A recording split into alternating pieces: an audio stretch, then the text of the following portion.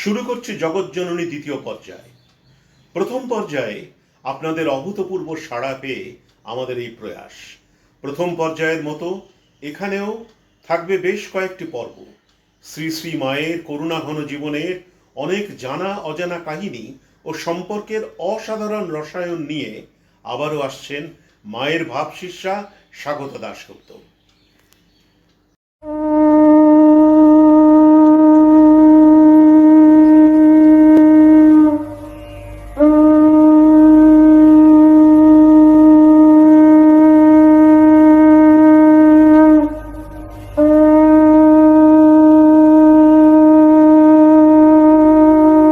जननीं शारदां देवीं रामकृष्णं जगद्गुरुं पादपद्मे तयोश्रित्वा প্রণমামি মুহুর্মুহু। শ্রী শ্রী মায়ের মাতৃত্ব ছিল সার্বজনীন। দেশ কাল জাতি ধর্ম নির্বিশেষে তার পরিচয় শুধুই মা।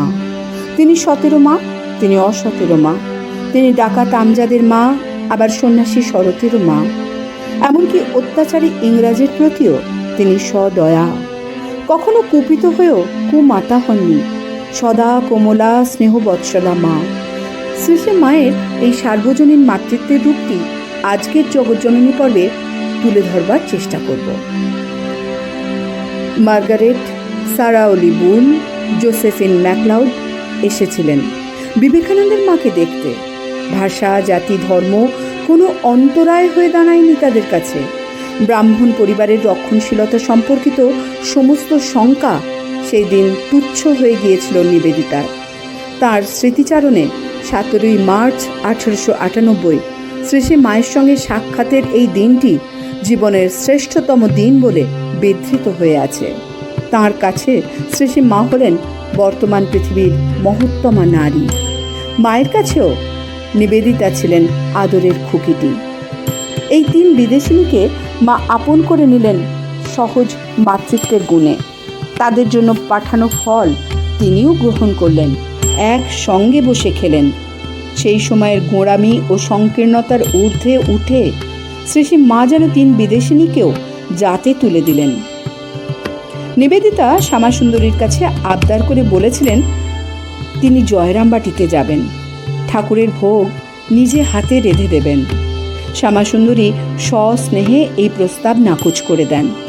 গোঁড়ামির জন্য নয়, বরং গ্রামীণ সমাজে নিবেদিতার হেনস্থা ও লাঞ্ছনা হবার কথা ভেবে। শ্রী শ্রী মা বারে বারে গ্রামের মোড়লদের গোঁড়ামি ও রক্ষণশীলতার বিরুদ্ধাচরণ করেছেন, জরিমানাও দিয়েছেন সেই কারণে। কিন্তু নিবেদিতার অপমান হোক তা তিনি চাননি।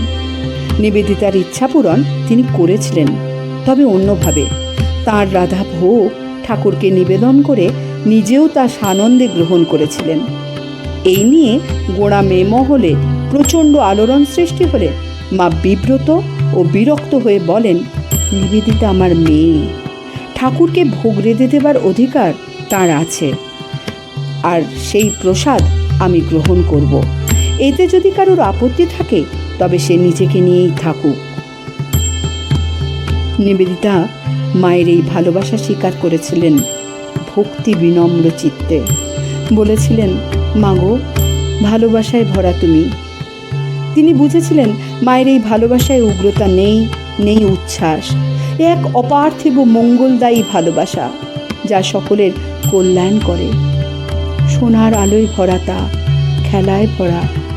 সত্যিই তুমি ঈশ্বরের অপূর্বতম সৃষ্টি। নিবেদিতার দেওয়া উপহার মা সযত্নে ব্যবহার করতেন, তুলে রাখতেন। বিজাতীয় এই খুকিটিকে মা বড় ভালোবাসতেন। নিবেদিতা অবাক হয়ে দেখেছেন স্বামীর সামনেও দীর্ঘ অবগুণ্ঠন দিতেন মা। তাঁর চেহারা স্বামীর নিরন্তর ঈশ্বর চিন্তার মাঝে যেন কোনোভাবেই ব্যাঘাত না ঘটায়, এই বিষয়ে মা ছিলেন সদা সচেতন। পাশ্চাত্য দেশে প্রকাশের উগ্রতা যেখানে প্রধান, সেখানে মায়ের এই অদ্ভুত আত্মবিলয় নিবেদিতাকে বিস্মিত করেছিল। নিবেদিতা মেয়েদের জন্য স্কুল নির্মাণ করছেন এই খবর পেয়ে মা অপরিসীম আহ্লাদ পেয়েছিলেন। 13ই নভেম্বর কালী পুজোর দিন নিবেদিতার বিদ্যালয়ের উদ্বোধন হয়। মা স্বয়ং সেদিন উপস্থিত হয়েছিলেন সেখানে। ভাবলে অবাক লাগে সেদিন তিনি ভাষণ দিয়েছিলেন। জীবনের সংক্ষিপ্ততম সেই উদ্বোধনী ভাষণে মা সেদিন বলেছিলেন, আমি ঈশ্বরের কাছে প্রার্থনা করি এই বিদ্যালয়ের ছাত্রীরা যেন যথার্থ শিক্ষা লাভ করে, প্রকৃত মানুষ হয়ে ওঠে। এই বিদ্যালয়ের উপরে যেন ঈশ্বরের প্রসন্ন দৃষ্টি সব সময় থাকে। শ্রী শ্রী মায়ের এই অনির্বচনীয় আশীর্বাদ ও প্রার্থনা, স্বামীজির নারী মুক্তির তীব্র আকাঙ্ক্ষা আর নিবেদিতার আত্মাহুতি এই বালিকা বিদ্যালয়টিকে ভারতের নারী শিক্ষার ইতিহাসে বিশেষ মর্যাদায় আসীন করে রেখেছে আজও। ভাগ্নের হৃদয় শ্রী শ্রী মায়ের হাত থেকে বর্ণপরিচয় কেড়ে নিয়েছিলেন মায়ের শিক্ষা বন্ধ করার জন্য। মা লিখতে পারতেন না, কিন্তু রামায়ণ মহাভারত নিজে পড়তে পারতেন। মেয়েরা শিক্ষিত হোক, তাদের দুর্গতি ঘুচুক, এ তিনি মনে প্রাণে চাইতেন। কোনো মেয়ে বিয়ে করতে চাইছে না শুনলেই মা তাকে পড়াশুনো করার জন্য উৎসাহিত করতেন। তাই নিবেদিতার এই প্রয়াসকে মা এভাবেই অভিনন্দিত করেছিলেন। নিবেদিতা স্বাধীনতা সংগ্রামে ও ভারতীয় রাজনীতিতে জড়িয়ে পড়লে মঠের সঙ্গে সমস্ত সংস্রব তাকে ত্যাগ করতে হয়, কিন্তু আজীবন শ্রী শ্রী মা তার আদরের খুকির হাতটি ছাড়েননি। শ্রী শ্রী মা ছিলেন এমনই বিশ্বাসের পূর্ণ দর্পণ, যাকে একবার ভালোবেসেছেন তাকে আর কখনো ছেড়ে দেননি।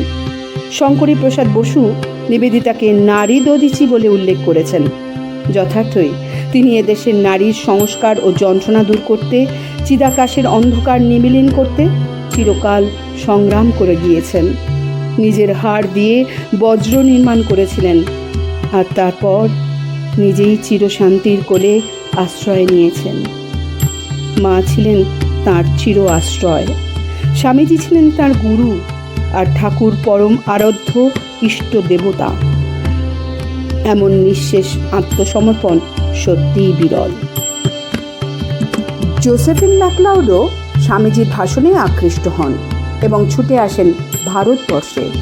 স্বামীজি ছিলেন তাঁর দেখা অন্যতম শ্রেষ্ঠ পুরুষ। উদ্বোধনে মায়ের বাড়িতে নিবেদিতার সঙ্গিনী হয়ে সেদিন জোসেফিনও গিয়েছিলেন মাতৃ সন্দর্শনে। মাকে দেখেছিলেন, সেই আনন্দ স্মৃতি তিনি আজীবন বহন করেছিলেন মনে মনে। সর্বধর্মান পরিত্যাজ্য মামেকম শরণম ব্রজ। ভাগবদ্গীতায় শ্রীকৃষ্ণ নিজ মুখে এই আশ্বাস দিয়েছিলেন, শরণাগত জনকে তিনিই রক্ষা করবেন সকল দুর্ভোগ দুর্বিপাক থেকে। জোসেফিন মায়ের জীবনেও সেই আশ্বাসবাণী মূর্ত হতে দেখেছিলেন। ফণী ও গোপাল চৈতন্য নামক দুই তরুণ সন্ন্যাসীর কাছ থেকে শ্রী শ্রী মায়ের এক আশ্চর্য কাহিনী জোসেফিন শুনেছিলেন। একদিন দুপুরবেলার আহার বেড়ে দেওয়া হয়েছে। শ্রী শ্রী মাকে খেতে ডাকা হলে মা কি একটা ভেবে ফণীকে ডেকে নিয়ে যান তাঁর ঘরে। তাকে দীক্ষাদান করেন ও তার জন্ম জন্মান্তরের পাপের বিনাশ সাধন হোক বলে অভয় দান করেন। পরের সপ্তাহেই ফণী প্রথম বিশ্বযুদ্ধে সৈন্যবাহিনীতে যোগদান করে দেশ ছেড়ে চলে যান এবং সেখান থেকে চলে যান পারস্যে। ফণীর এমন কোনো পরিকল্পনা ছিল না আগে, কিন্তু দিব্য দৃষ্টির অধিকারিণী মা সন্তানের এই অনাগত ভবিষ্যতের কথা জেনেছিলেন বলেই আকস্মিকভাবে পূর্ব প্রস্তুতি ছাড়াই সেদিন দীক্ষা দিয়েছিলেন ফণীকে। পরবর্তীকালে সন্ন্যাস জীবনে ফণী ভবেশানন্দ নামে পরিচিত হন। রামময় তথা গোপাল চৈতন্য জোসেফিনকে জানিয়েছিলেন, মা দীক্ষাকালে গায়ে মাথায় গঙ্গাজল দিয়ে কপালে ঠাকুরের চিতাভস্য ঠেকিয়ে ভক্তের জীবনের সকল ভার গ্রহণ করতেন। বেলুর মঠ নির্মাণকালে জোসেফিন শতপ্রণোদিত হয়ে অর্থদান করেছিলেন এবং নিজেও কিছুদিন বসবাস করেছেন সেই সময় মঠে। সকল সাধু সন্তানের কাছে তিনি ছিলেন আদরের ট্যানটিন, যার অর্থ পিসিমণি।